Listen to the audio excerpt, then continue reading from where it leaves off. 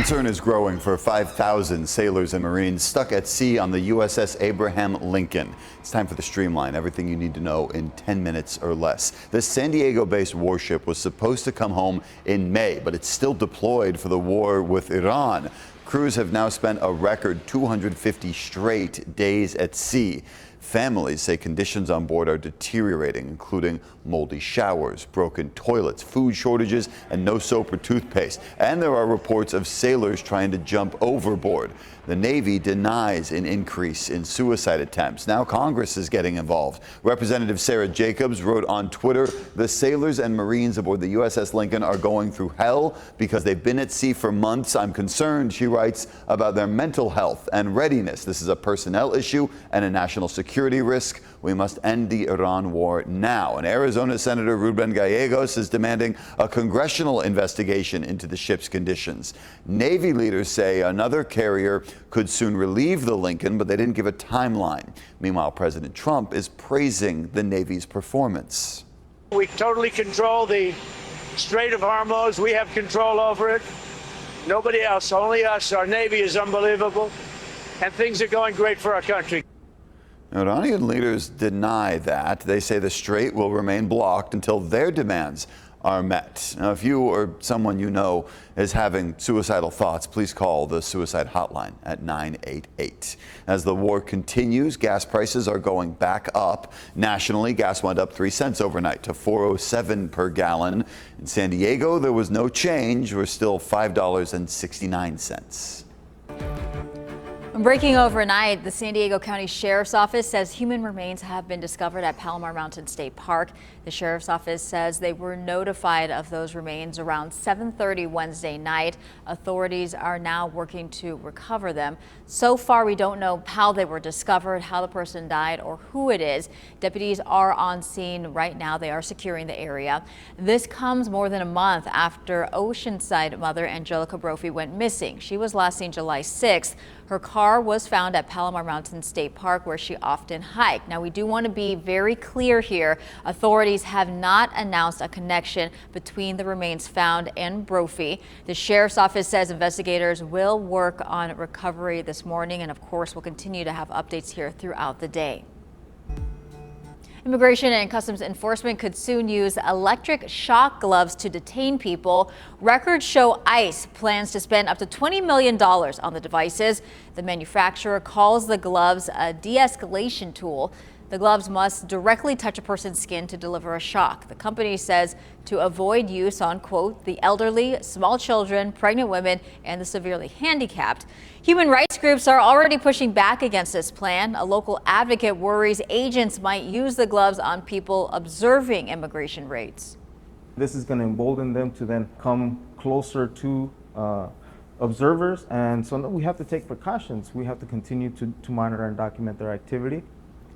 The Department of Homeland Security is defending the potential purchase. In a statement, the agency says it's constantly assessing the needs of officers in the field. DHS says it wants to ensure agents have the tools necessary to safely make arrests. The principle is simple. Treatment comes first, results must follow. Health and Human Services Secretary Robert F. Kennedy Jr. was in National City on Wednesday announcing a new approach to combating homelessness. Moving forward, federal funding for homelessness requires use of a treatment-first model, which prioritizes addiction treatment and recovery before permanent housing. Success cannot be measured simply by the number of services we supply or the amount of money that we spend.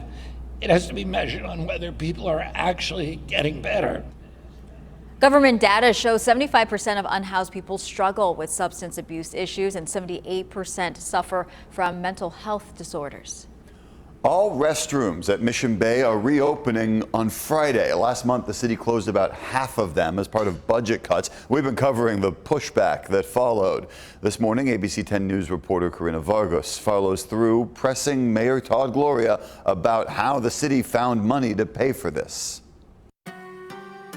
The city said they had to close the restrooms because of the budget deficit, but after community pushback, city leaders have now said that they found a way to keep them open for the rest of the year. It was a cut people noticed right away. 13 of the 28 restrooms in Mission Bay Park were closed in July, but now Mayor Todd Gloria announced the reversal of those closures. And closing these public restrooms were among the difficult choices that we had to make to balance the budget. We cannot continue to have basic services like keeping park bathrooms open on the chopping block. But how exactly is the city paying for it now? Gloria says $100,000 is coming from Council President Joe LaCava and Councilmember Jennifer Campbell's Community Project Program budget, as well as money from a higher than expected grant funding from the state. Friday's grant award at a significantly higher amount gives me at least the confidence that $100,000 we can make this adjustment now. The closures caused a major pushback, raising questions as to why it had to happen at all. Why weren't these funds allocated earlier? It has always been transparent that this was in the budget, but a lot of the attention, media coverage had focused on things like arts and culture grants, Child and Youth Success Office, things of that nature. While it was out there, I think it wasn't until folks came to the restrooms that they get to speak out. Council members have been pushing for a way to restore the funding, including Councilmember Raul Campillo, whose proposal was denied by Mayor Gloria back in July. I wish the mayor would have heeded my call when I sent him that memo on July 15th to open them immediately. The money that was set aside after a different idea was tabled was immediately available. City leaders say that these new allocated funds will not worsen the structural deficit. While some say this is a temporary fix, many want to see long-term solutions. Karina Vargas, ABC 10 News. Well, our dreams of becoming a millionaire, Jared, it's officially over. A winning ticket was sold in Illinois last night for Powerball's $1.04 billion jackpot. This marks the largest grand prize since last year, the 8th largest in U.S. history. The winning numbers were for the winner have not been identified, so the winner hasn't been identified. The winner will choose between getting paid in 30 graduated payments over 29 years or a lump sum payment estimated at $433.1 million. There's a number there on your screen. So again, that's a lot of money that we did not get, but hey, congratulations to that one lucky winner in Illinois. That's your ABC 10 News Streamline, everything you need to know today in under 10 minutes.